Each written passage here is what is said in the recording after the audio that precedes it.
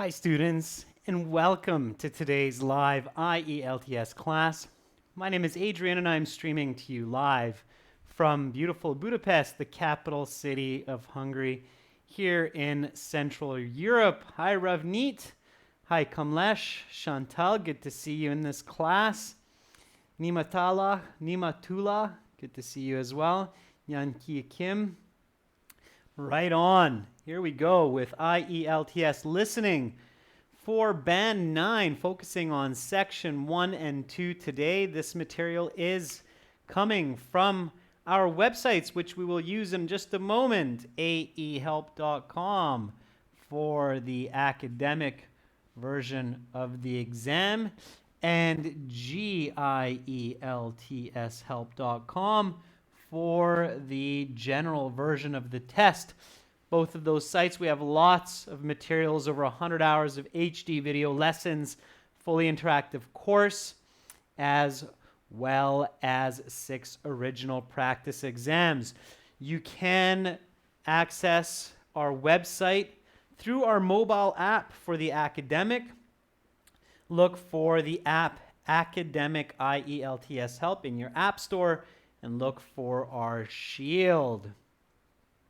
All right.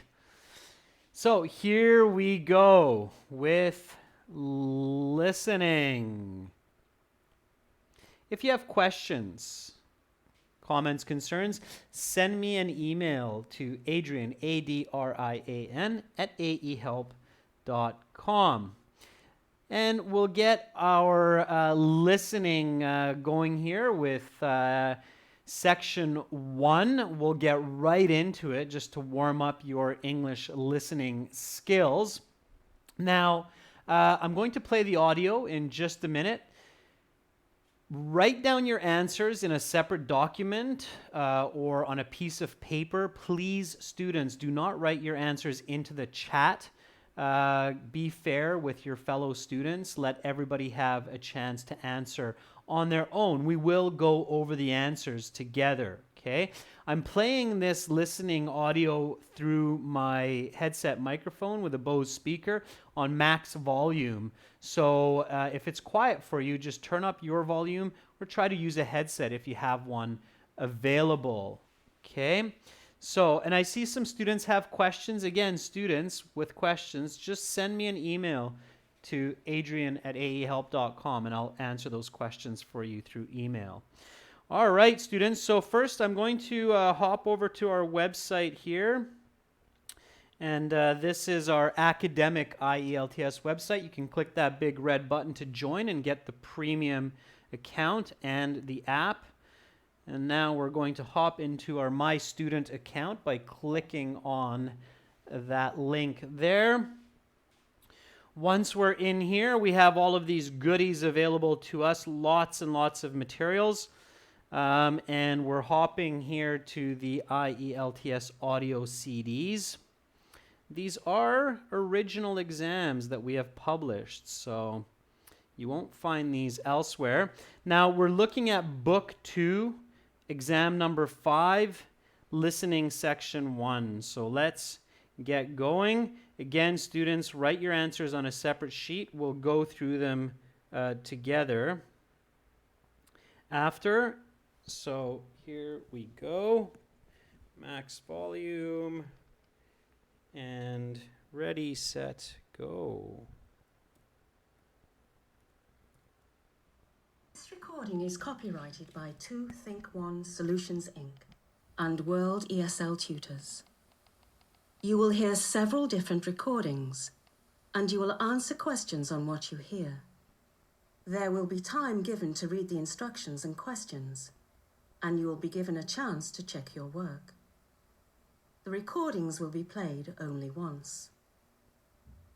The test is made up of 4 sections. At the end of the test, you will have 10 minutes to transfer your answers to the answer sheet. Now turn to Section 1. Listening Section 1. You will hear a conversation between 2 people as one tries to return a defective product. First, you have some time to look at questions 1 to 5.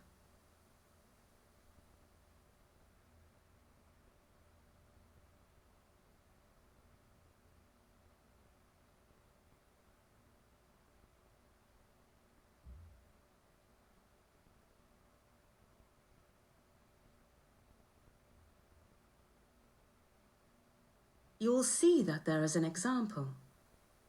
This time only, the conversation relating to this question will be played. Good afternoon. I bought a product from your store 1 week ago, and I've been having difficulties getting it to work properly. Of course, sir. Do you have the original receipt from the purchase? The first piece of information I need is the date you purchased the product. Yes, I actually have it right here. I purchased it 8 days ago, on the 6th of July. The 6th of July. Great. The man says he purchased the item on July 6th, so this answer has been indicated for you. Now we shall begin. You should answer the questions as you listen, because you will not hear the recording a second time. Listen carefully and answer questions 1 to 5. Good afternoon.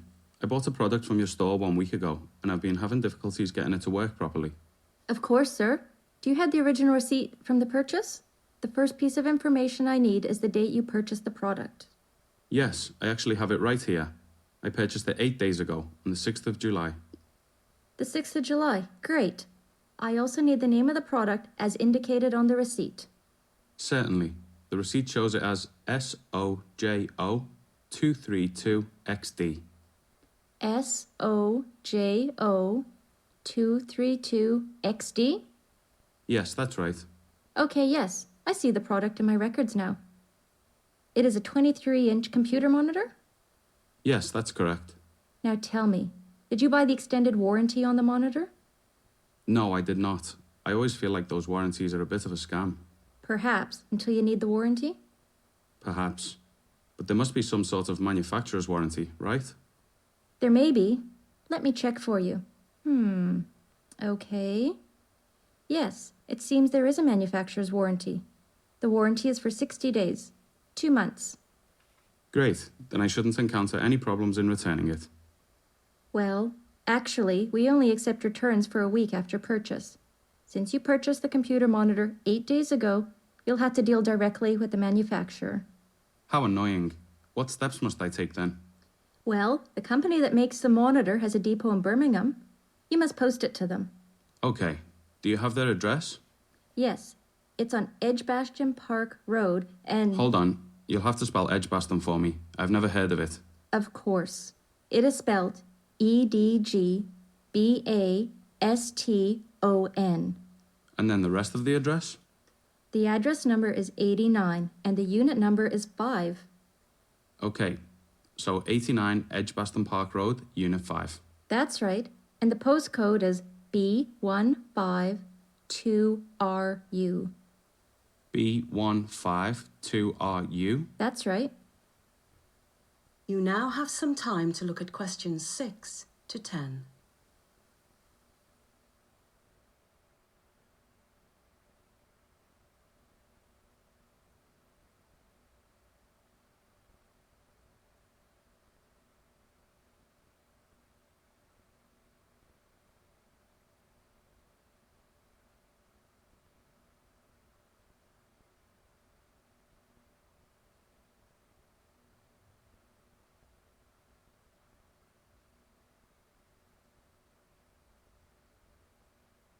Now listen to the rest of the interview and answer questions 6 to 10. Great. But one concern I have is the cost of posting something as large as a computer monitor. Indeed. Such a product must weigh a few kilos and will certainly set you back some money to post. Let me see if the company takes such a problem into consideration. Well, that would certainly be nice if they did. Yes, it seems they do. They have a program in place where they pay postage for the exchange of goods under manufacturer warranty or product recall. That's great news. What do I have to do to use this service? It's fairly simple. You just call their Birmingham depot and request a prepaid postage voucher. Then you take the item to the post office along with the voucher, and the post office will take care of the rest. Sounds simple enough. Do you have a phone number for the depot in Birmingham? Yes, you can reach them on 0121 496 0633. Oh, and be sure to call during business hours. They're open from 10 in the morning until 6 in the evening. 10 until 6, understood. One final question. What would I have had to do to return the monitor if I had purchased the extended warranty from your store? Well, the process would have been much simpler, sir. You could have simply brought it into the return desk at your local store. We would have given you your choice of a new monitor, your cash back, or store credit in the amount of 110% of the original cost of the item. 110% store credit? Wow, that seems too good to be true. Well, company policy is that we want satisfied customers, and when they are not satisfied, we feel the need to compensate them for this in some small measure. Perhaps next time I'll buy the extended warranty. How much would it have cost on the monitor I bought? Only £20. £20 would have been well worth it to save me the trouble of dealing directly with the manufacturer. Well, now you know, sir. Indeed I do. Thanks again. That is the end of section 1. You will now have half a minute to check your answers.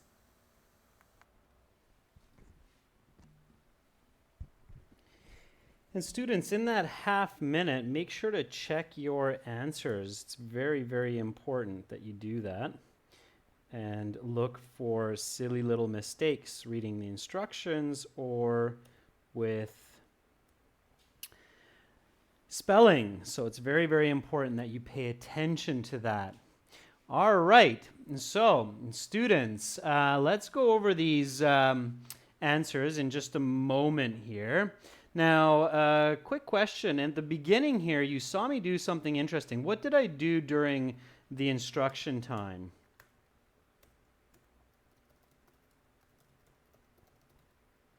During the 90 seconds, roughly, before the example. I did something kind of important there. It's a little bit of a trick or a little bit of a tip that you can use in the paper-based exam. It won't let you do this in the computer-based exam. Yeah, that's right, Charlie. That's right, Lean. I looked at not all the questions, I looked at all of the sections, right? So not quite all of the questions, but I looked at all of the sections. I looked at sections 2, 3, and 4. What do you think I was looking for? So I can't read all of the questions. That's impossible, or close to impossible. But I was looking for something in particular. So what do you think I was looking for in sections 2, 3, and 4? Chunni Vij says, maybe the types of questions. Amal says, is it allowed to look at the other sections in the exam? Technically, there's no rule that says you can't. Supposedly you can't, but technically there's no rule. So it's kind of a loophole. If the examiners don't tell you, hey, turn to section 1, then it's okay to look at the topics because you're sacrificing your section 1 time anyway. Okay? So technically or theoretically, you shouldn't be looking at the other sections, but technically the instructions don't clearly say don't look at the other sections. Okay? It just says follow the instructions. So I know that a lot of students, about 50% of students who hear this strategy are able to do it. Worst case scenario, the examiner or the proctor will say, please turn back to section 1, and that's okay. Yes, Chantal, I was looking at the title. You're right, Amarwadi. So I looked at sections 2 and 3, quickly checked the topics, okay, just to get an idea.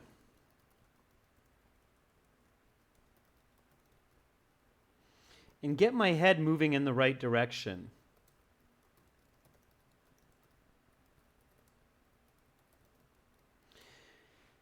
What were they?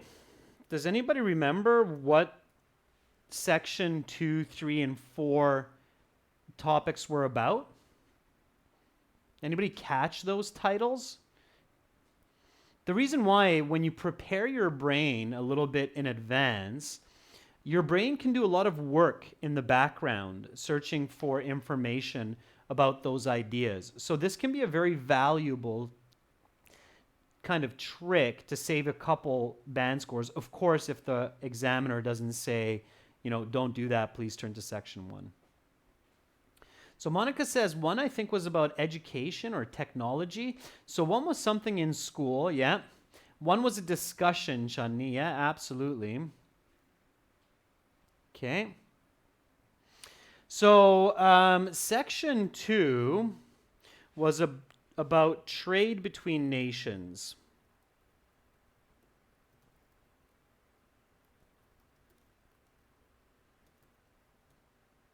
Or something about trading and taxes.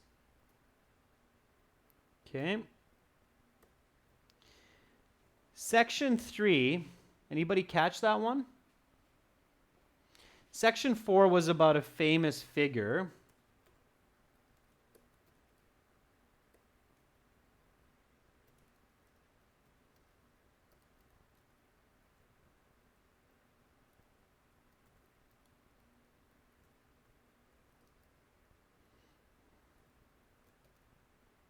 The one name, Michelangelo.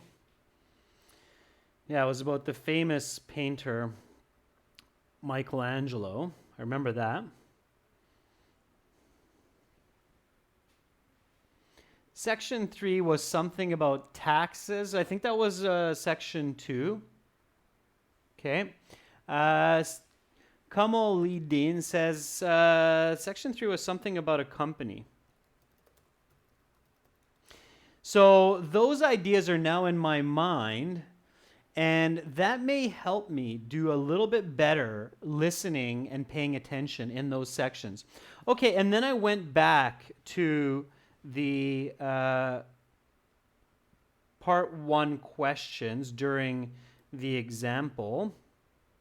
And let's answer those now, and then I'll tell you a little bit more about section 1 as well. So you get this one example one time in the listening section. You do not get this in any of the other sections, okay? So you get a little bit of extra time there. And then it goes right into it. So this was a man returning a product.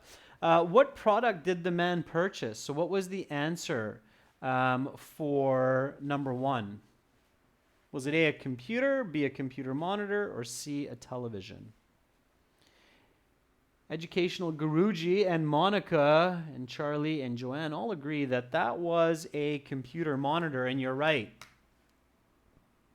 The correct answer was B, computer monitor, and you should use capital letters in your answer sheet. So use the big letter B, not the small letter b. It's better to use the big letter B. Just make sure that it's very clear and doesn't kind of look like a funny D, okay? Because then you will get it wrong, all right? So make sure your B's look like B's. All right. Question 2 and 3. Here, question 2 and 3 in your answer booklet would look like this. Okay, 2, 3. It's, of course, for the paper-based exam. What 2 pieces of information are required to access the record for purchase?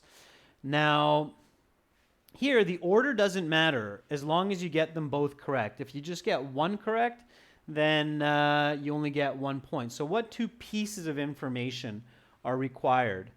SOJO 232XD is too specific.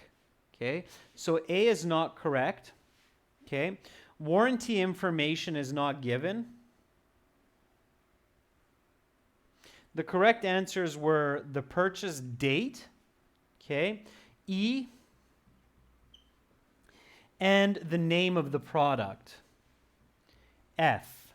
So the correct answers are E and F. You could write it like that, or you could put F and E, but these were the 2 correct answers.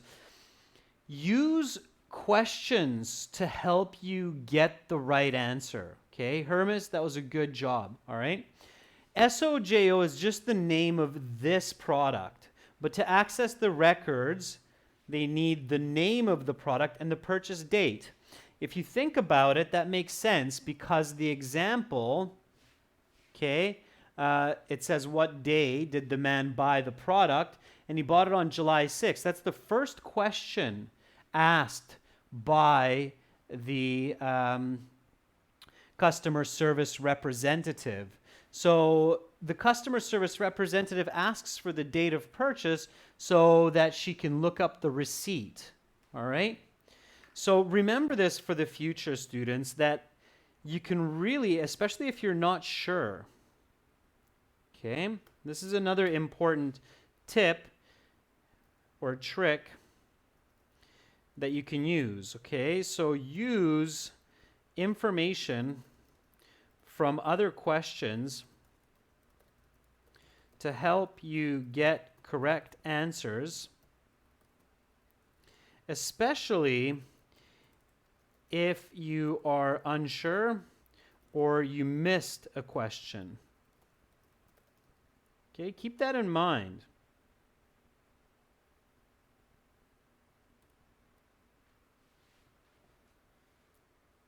All right, that would have helped you figure out name of the purchase date. All right. Thobatu says, hey, I used this technique in my exam. Thobatu, did it work? Did it help you? Let us know. Okay. And I'm glad that you used it. Okay, it's smart. Smart to use all of the information that's available to you. And if you can't do it during the listening because you're afraid to miss answers, then do it during the 10 minutes when you can transfer answers to the answer sheet. Here we go with questions 4 to 5. Always pay very careful attention to the instructions, no more than 2 words and or a number. The delivery depot is located in Birmingham, and the address is something Park Road, Unit 5. Let's see. Chunni says it's 89 Edge Bastion with a small e. Chunni, you'd get it wrong because your e is a small e. Okay? Kyber says it's 89 Edge Bastion spelt correctly, and you'd get it right. Ferdov says 85. Unfortunately, because of that number, you'd get it wrong, Ferdov. It has to be 89. And it has to be spelled correct, especially when they spell it for you. Okay? So 89 Edge Bastion Park Road, Unit 5. This E has to be big. And I think it was Monica that asked this question at the beginning of class. Can I write all uppercase or big letters? Yes, you can. So you can write this as Edge Bastion. Okay. You can do that, and it will be correct. You can give answers in capital letters for the for the listening and for the reading, but don't do that in the writing. So don't write all uppercase in the writing.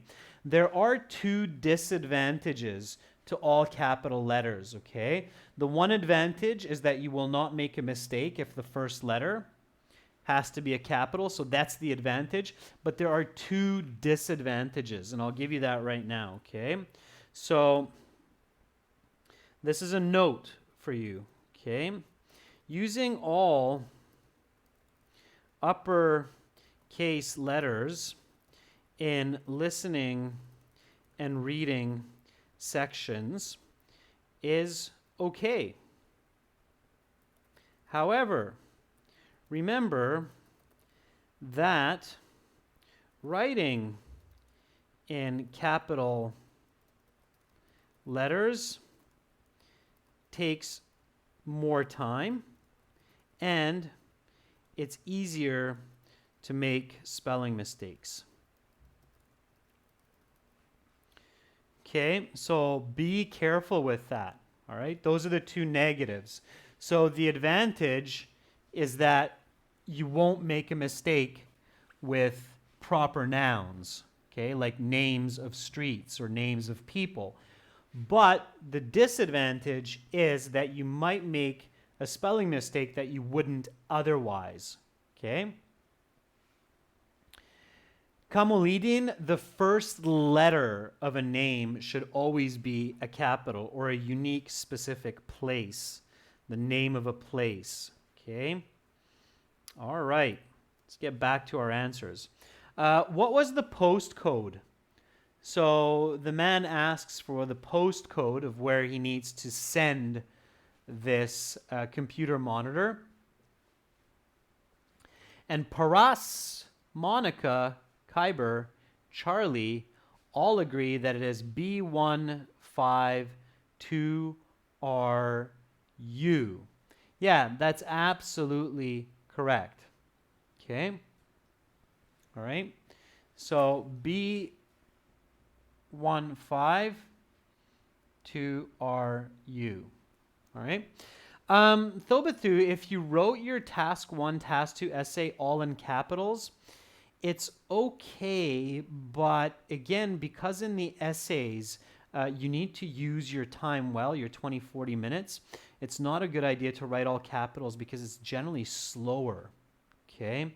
You're probably going to lose about 15% of your time because you're writing all capitals, all right? And the essay does not look as good. It's not as legible. It's not as readable if you're writing all capitals. So that's why it's not a good idea. In university, by the way, students, just a side note, when you go abroad to the UK or Canada, US, Australia, the professors do not like to see all capital letters in your writing, okay? So B152RU, all right? Let's look at questions 6 to 7. Here we go. Now you had a little bit of a break here to review these questions. And notice that number 6, it's no more than 3 words. So again, pay attention to the instructions. There's a good chance that there might be a 3-word answer when you see that. Here, the question is, in order to get free delivery on product returns, the customer must telephone the depot and request a what? It's 2 words here. And for Dobbs, you're very close, but the spelling is off. Nima Tula, you're missing the end of the first word. Monica, that is the correct answer. Okay, so everybody who is answering postage voucher,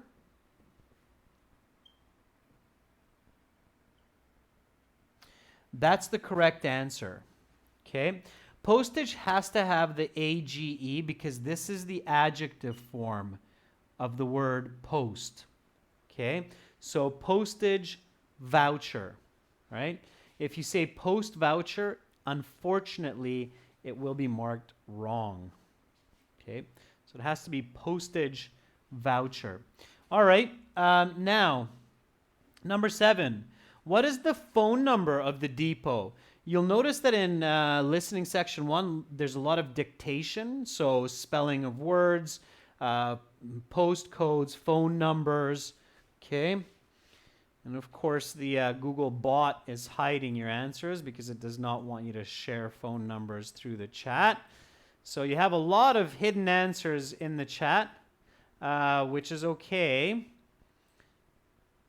And I'm trying to click on the show so that we can show these. All right, there we go. Now you'll see some coming up. All right, so you see some phone numbers there. The correct number was 0121 496 0633. If you got this, you got it correct. In the exam, you do not have to worry about these spaces, so you can write it all as one string of numbers, okay? You do not need to worry about the spaces. So as long as you got all of those numbers down on the paper, you are golden. You'll pick up one more mark on your listening section. So again, if it says no more than 3 words, students, then it's very unlikely that it would just be 1 word voucher, as I saw some of you write. Okay? All right. If you didn't see your answer here come up in the chat, it's because the chat bot is blocking phone numbers. Okay? It's not my fault, I promise. All right. So let's go to question 8. And my apologies, I came a little late to this question, but hopefully some of you were able to catch it. For how many hours is the depot open each day? So here you had to do a little bit of math. Was it 6, 8, or 10? The correct answer is 8. So make sure to write B. If you write 8 into the answer sheet, you'll get it wrong. The correct answer is B. Okay? Choose the correct letter, not fill in the blank. Be very careful with that. I sometimes see students losing marks because of it. All right? So, yeah, they say 10 until 6 in the evening. Okay, so 10 until 6 p.m. You have to do a little bit of math. Equals 8 hours. Now, of course, a post office, or the depot in this case, it's a government office, so you can also use logic. In many countries around the world, government offices are open for 8, maximum 10 hours. They're definitely open more than 6 in most cases. So again, you can think about logic.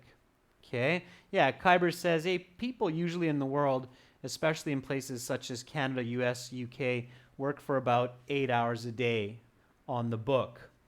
Okay? So that was 8. Now here we go and be ready for these kinds of questions where you have to do a little bit of math for the answer. Now here we go with question 9. With question 9, I did something a little bit different during the review time. Does anybody remember what I did for question 9 during the review time? Okay, and this is just one question. So you have to get all 3 of these correct. Usually when you have to get 3 correct answers for one question, it's a little bit easier. It's logical. Okay. And with this question, I did something a little bit different during the review time. Okay, what did I do? This is a very important tip.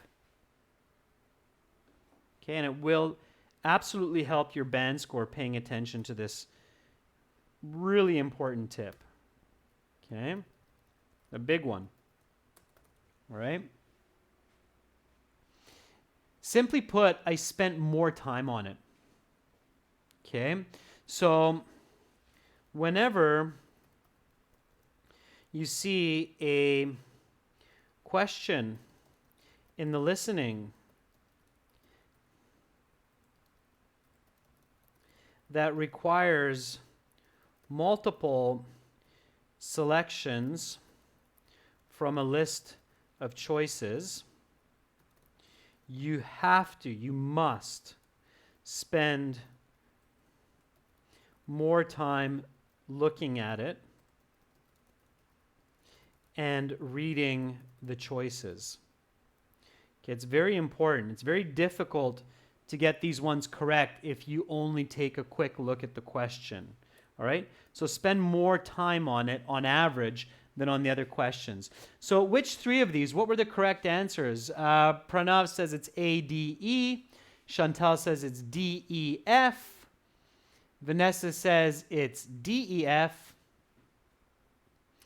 Nyamatula says it's ADF. Ferdov says it's AED. E and D seem to be very popular, so we can probably guess that D and E are correct answers. So yes, D and E are correct. Which one's the missing one? Drum roll, please. Brrr. It is A. Okay, so exchange for an item for a new one. Of course, in most places around the world, when you buy an item that doesn't function, you can just exchange it for one that does. Companies like your money, and if they give you a broken product, they don't want to lose your money, so they'll want to sell you the same product or just exchange it for a new one. Okay? So definitely A is a smart, logical choice. Okay? D, again, cash back. That's very common. Okay? And E is the interesting one, but with E, the speaker emphasizes this. So the speaker talks about this, and even the customer talks about this. The customer says, wow, 110%? Really? Okay? So it's in there. Now, if you're having trouble with it, okay, so if you're having trouble with these, what should you do? If you're having trouble getting these answers correct, and you have to get all three of them to get this mark. If you got A wrong, you get the whole mark wrong, okay, because it's just one question. So what should you do if you're having difficulty with these multi-choice types of questions?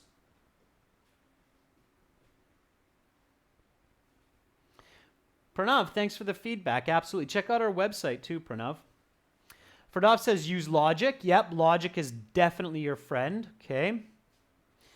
And at home, when you're preparing for the exam, you should use the transcripts in the back. Okay.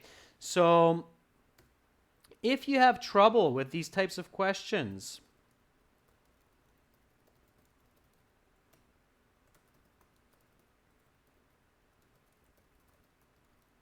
use the transcripts in the back of your practice books to become familiar with how the answers are derived. Okay? In our exam books, you'll find these transcripts in the back of the book. For this exam, the transcripts are found on page 134. Okay? And I'll just quickly show you where these answers came from for those of you who were confused. Okay? So here you have the transcripts. It's basically the script. Okay? So William is the customer. Janet is the customer service agent. All right? And in the transcripts, we actually show you where the answer comes from. So you see here for questions 2 and 3 in bold, it says the first piece of information I need is the date you purchased the product. Okay? So we look for question number 9, which of course will be near the end of this listening section 1. Okay? And here we go. So in bold, Janet says, we would have given you your choice of a new monitor. So she doesn't say exchange the product, but it's in there. It's paraphrased. Your choice of a new monitor, your cash back, or store credit in the amount of 110% of the original cost of the item. So right away you realize, okay, they clearly told me this one, the cash back. They clearly told me this one. This one's kind of weird. So William, in fact, repeats it. 110% store credit. Wow. And then here, Janet explains it. Well, our company wants customers to be satisfied. The one that was also a bit tricky is this, your choice of a new monitor. Okay? That's descriptive paraphrasing for exchanging the product. Amarjeet, the transcripts are not available on the app, but don't forget that when you buy the app, you also have access to the website. So if you can't see the transcripts on the app, you can log into the website and get it there. Okay, Amarjeet? So the app and the website link together. You only purchase our course on one or the other. Okay? All right. And transcripts are always in the back of the book, students, before the answer keys. All right, let's go back and look at that last question, question number 10. Here we go. So this was again multiple choice. This was a fairly straightforward, simple answer. The woman mentions an item that costs £20. What is this item? Okay. Yeah, Amarjeet, so if you have it, you can access the transcripts. You can download the PDF. Okay. So is it the computer monitor? That would be a very cheap computer monitor for £20. The extended warranty or the manufacturer's warranty? And the correct answer is, Pranav Patel says B. For Dobbs agrees, and that's correct. Okay, it's B. Computer monitor doesn't make sense. What? $20? That would have to be a very, very old used monitor. In fact, even that would cost more because that would probably be an antique or a collector's item these days. You just can't buy computer monitors for £20. It doesn't exist. How much does a manufacturer's warranty cost? How much money does a manufacturer's warranty cost? Kyber says manufacturer's warranty is free. Yeah, most electronic items that are new from stores, they're free. Ferdov says 0. Yeah. Zainab agrees, it's free. So again, what do we get from this? Use logic, okay? So use logic. Use your brain throughout the IELTS. Do not sit through IELTS like a robot, okay? You're a human being. Your brain is a thinking machine. It doesn't just pick up sound and put it onto paper. It picks up sound, does a lot of processing in there, and then you write on paper, okay? Don't leave out the processing part. You can lose a lot of marks, all right?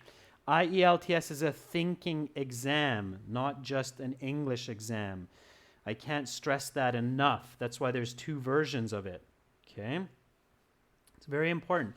All right, students, how did you do in this part? So how did you do in part 1? What was your score from 10? Give me some feedback. And be honest. If you're not honest, you're only tricking yourself, remember. All right, how did you do? Kyber says 10 out of 10. In all fairness, Kyber, I'm pretty sure you're familiar with this listening. Eduardo says 6. Amal Sultanov says 9. Chantal says 5. Ferdov says 7. All right, students, very important tip. Your goal for listening section 1 should be 8 and no less, okay? 8, 9, or 10, all right? This is another very important tip. If you're not getting a score of 8 or higher, practice, practice, practice, all right? Your goal for listening section 1 should be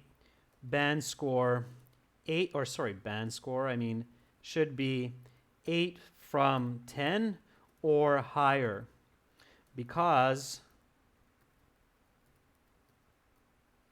the next sections will be more difficult and you will likely lose more marks.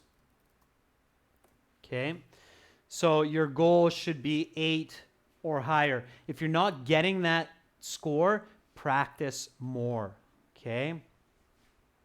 So practice more. All right, students, here we go. Let's do section 2 listening together. Now you have some good ideas, some good strategies. I'm going to play the audio. Again, do not write your answers into the chat. Give everybody a fair chance, okay? The material, again, is coming from our website, so I will hop over to aehelp.com. You do have all of this audio in the app as well, and even the questions. You can actually do this exam in the app through an interactive platform. So here we go, students. Listen and answer. Now turn to section 2. Take some time to look at questions 11 to 16.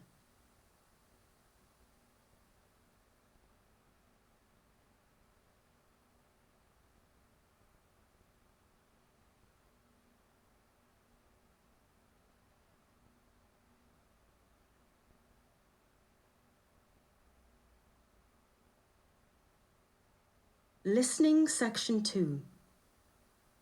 You will hear a recording of a radio news magazine discussing the importance of doing good in the community. First, you have some time to look at questions 11 to 16.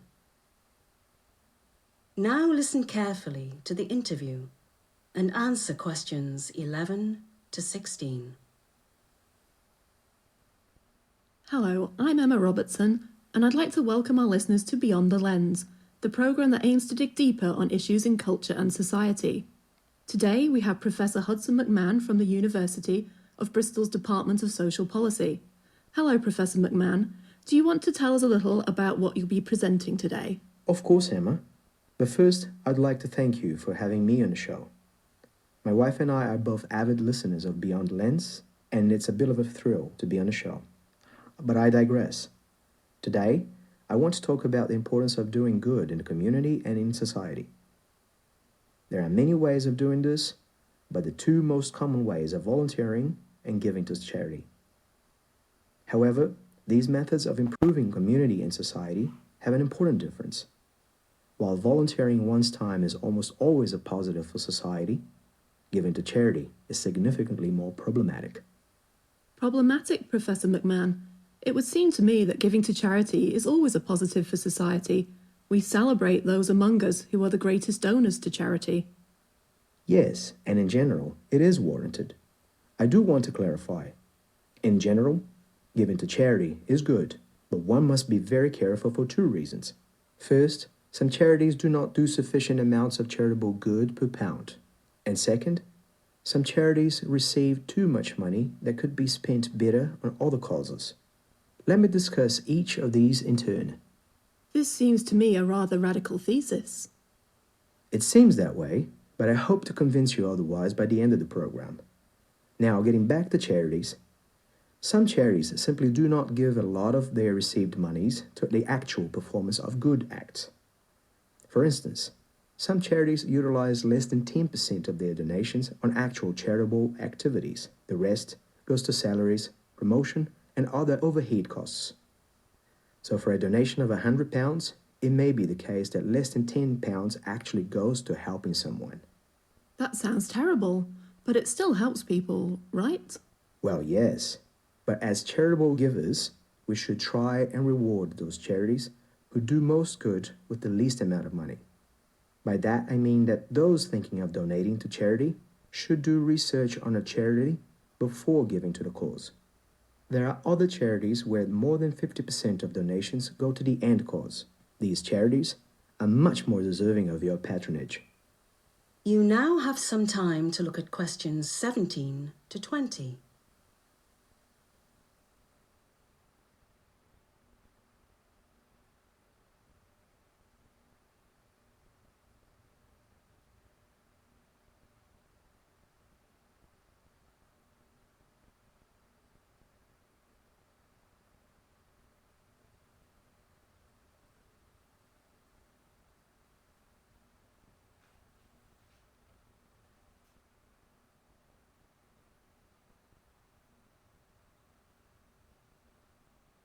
Now listen to the rest of the interview and answer questions 17 to 20.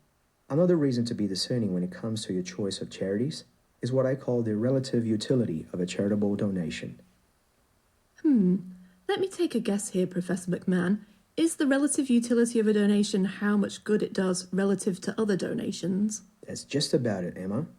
The relative utility of a donation is how much good a donation does per amount spent. For instance, the disease MND, motor neuron disease, was in the news in recent years, and MND charities received a windfall of donations. This sounds all well and good, but there is a problem. Unlike, say, heart disease, MND does not affect very many people. While it would be wonderful to cure the disease, there are better allocations of our limited charity funds. Wait, so you're saying it was bad for people to give to MND charities? Not quite, only that it was suboptimal. Because there is limited supply of money given to charity each year, it is important that it is used at least somewhat optimally. And allocating overwhelming amounts of money to a disease that affects very low percentage of people is extremely suboptimal. That's very interesting, Professor McMahon. So, how can our listeners try and optimize their charitable gifts? First of all, don't be caught up in viral social media campaigns. Instead, use such moments to remind yourself of the importance of giving to charity in general, and not just to niche causes with good promotion. And second, do your research. Before you donate, look up how much of a charity's donation go to the actual end goal. Additionally, look up how many people are affected by the charity's end cause. The more people there are affected, and the worse they are affected, the more likely you should be to donate to that cause.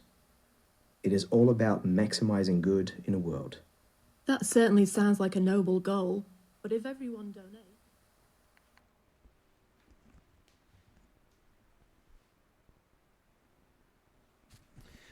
All right, students, so that is a part 2 listening, clearly more challenging than part 1.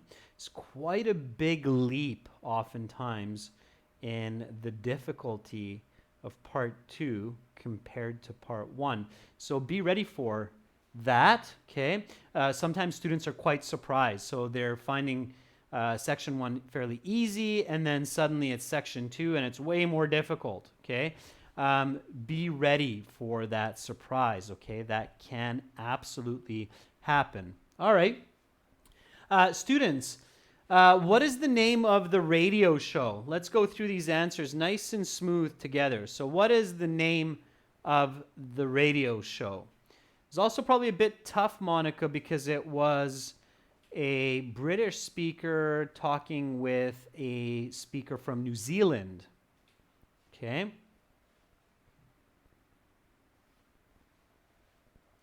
Yeah, so the name of the show is Beyond the Lens. The radio host says it. She says, "Welcome to Beyond the Lens." And the man says it as well. He says, "I'm happy to be on this show. Beyond the Lens is one of our favorites, my wife and I think," something like that. The B has to be big. The L has to be big. It's the name of a show to get it correct, okay? The T does not. The B and the L must be capital letters. If you use small letters, you'll get it wrong for either one. Okay, if you use a big B but a small L, it's still wrong. All right, so Beyond the Lens, big B, big L has to be. Okay, the name of the show. All right, here we go with Anurag. You could write all capitals for this one, absolutely. So here you had to match the letter with the correct statement. Applies to volunteering, applies to charitable giving, applies to neither. Affects fewer people, but may be highly inefficient. Give me the answers, students. Number 12.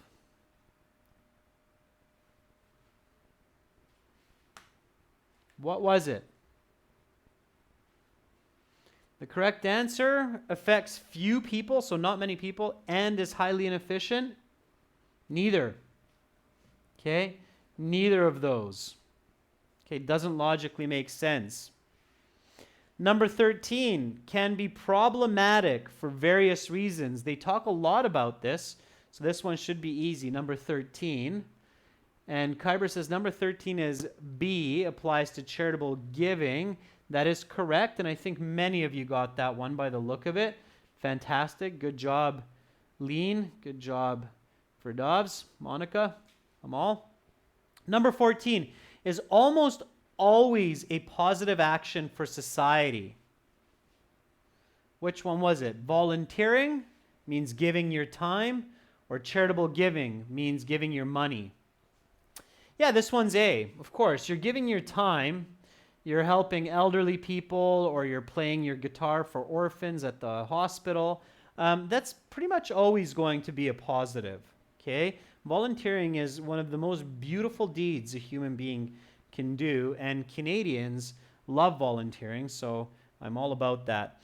Number 15, subject to many overhead costs, so has a lot of cost, okay?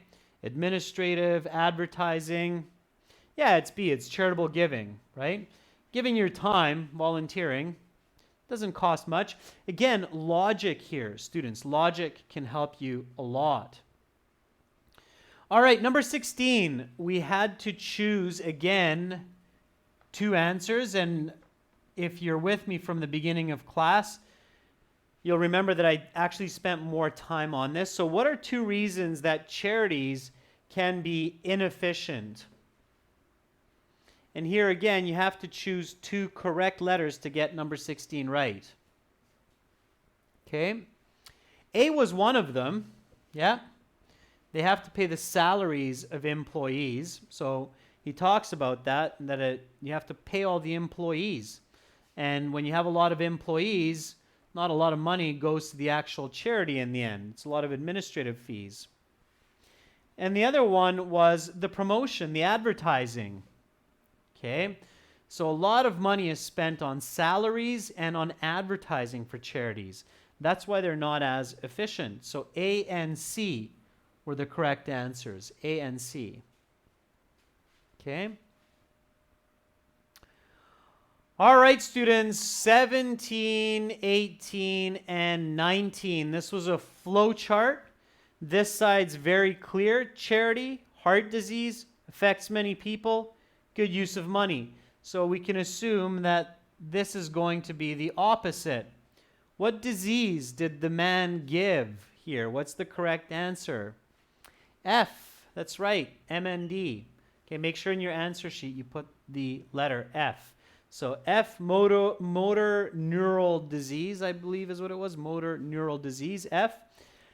Affects, if this affects many people, then number 18 has to be A, of course, right? Affects many people, affects few people. Yeah, Monica, very good. Kyber, Hermes, very good. Last one, good use of funds. We're spending money wisely to give charity for solving problems with heart disease. Number 19 is going to be the opposite. It is an inefficient use of funds. Yeah, because another way to say good use is efficient use of funds, right? Okay, so students, here we go with the last question, number 20. According to the guest, what is the main goal of charitable giving? So what is our primary objective when we're giving money to these charities? What should we think about? Maximizing good. Absolutely. That is what the speaker finishes on. He says it's all about maximizing the good in society. Okay? So C is the correct answer. All right, students, add up your scores. Hang on to them until tomorrow. Tomorrow, at the same time, we will do listening section 3 and 4 from this exam together, and then we'll check our band scores. That's all the time that I have for today. Again, you can get the full premium package with all of these exams, over 100 hours of video lessons, as well as interactive courses from our websites, aehelp.com for academic IELTS and gieltshelp.com for the general. You can also download our app, Academic IELTS Help, that integrates with our academic website. Okay, that's it for now. Hope to see you tomorrow for the second half of this lesson, listening section 3 and listening section 4. Have a great rest of your evening, or have a good start to your day. And if it's late in your country, sweet dreams. And I hope you wake up tomorrow rested and full of energy, ready to tackle another day. Much love to all of you. Bye for now.